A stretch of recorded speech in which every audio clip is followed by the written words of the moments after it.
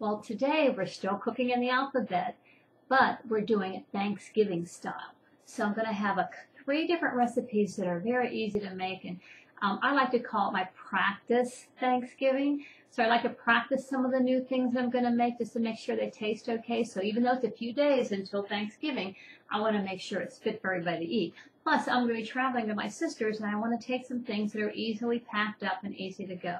Since she's doing the hard work with all the mashed potatoes and turkey and all, I'm going to take a few side dishes.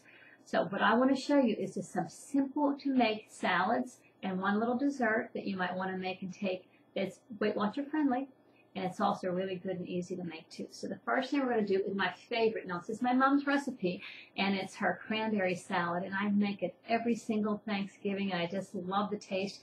And guess what, my Weight Watcher friends? It's 0 points. No points because it's all fruit. It's delicious too. So what I'm going to do is I start with cranberries, and I already took a half a bag of cranberries, and I put them in my Ninja. Now my Ninja, oh shoot kitty, my Ninja is a chopper. Now I like it better than a fruit processor because a fruit processor has a tendency to mush things up a little too much. With my Ninja, I have a little more control. So I put half a bag into my Ninja, and watch what I'm going to do. I'm going to pulse it a few times, maybe once more. Take it off and show you what it looks like. There we go. You can notice that it's just ground up. Nice little pieces, not too big, not too little, just nice little bite size, but it's not mushy at all. So once I do that, I'm going to cut up 1 apple, and I'm going to peel 1 orange, and I'm going to put that in the Ninja and chop it up as well. And then the last ingredient is half a can. I put a half a can. You can put a whole can of the crushed pineapple in its own juice. Now, I did drain it a little bit. It's not much juice in here, but just a little bit so it won't get too soggy. And so I put that in, and then I flavored it with my stevia. Now, I use stevia. You can use sugar if you care to. It adds a few more points. You can use sweet and low. Maybe you like Splenda, whatever it is. I happen to use the stevia. I used a half a cup. And then again, stir it and taste. It's to your taste. You might like it a little tart. And here's how it looks. Now, this already has the apple and the orange already chopped up. And look at the nice, what's nice about this is it's very easy to make ahead. And it's actually better because the flavors all mingle really nicely. And so when you have a little taste,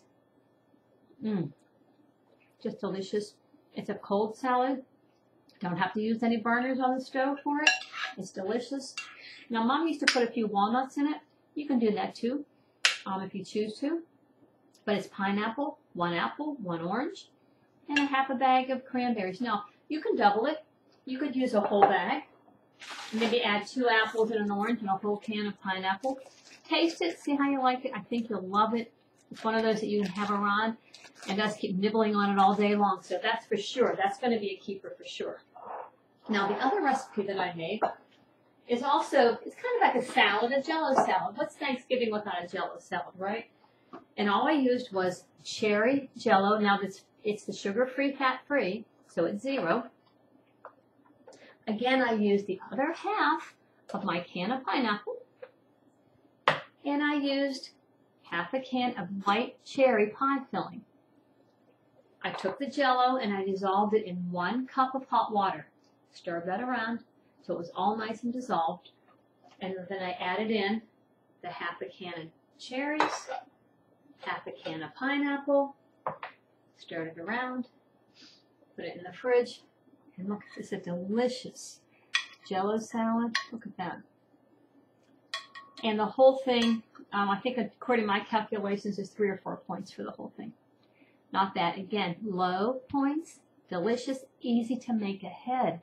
Another thing I can take now, we're traveling to Chicago, so I'm going to have to put this in a container and I'll put some ice packs around it, but I think it'll still travel just fine. Now, the last one I'm going to do is, again, a real quick dessert, and it's made with a cake mix and a half a can of pumpkin. That's all. Now, I did jazz mine up a little bit for flavoring, and here's a secret. I love to use my flavoring, my coffee flavorings when I make things. This is awesome. This is the pumpkin. I put it right inside the cake mix. This is really good in, of course, in your coffee. But your pumpkins, your muffins, just adds a little flavor. Delicious. So that's one of my little secrets. So 1 box of cake mix. Now I used the carrot because I couldn't find the spice mix. They have spice cake mixes, but they had the carrot, and they actually had some shredded carrots that you put right in it. Really, really good. I added the half a can of pumpkin, stirred it around till it got a nice, it was actually pretty thick. It wasn't pourable because you want to make cookies from it. So I took a teaspoon, and look at the cookies that I got out of that. Now that's 1, 2. That's 1 box plus the half a can of pumpkin plus a little bit of flavoring. And I think there's 50 cookies here.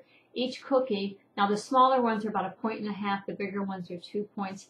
Delicious, excellent, easy to make. And let me tell you, when you think about a little piece of pumpkin pie is 9 points. You can have 2 or 3 of these for 3 or 4 points. I'd opt for the cookies myself.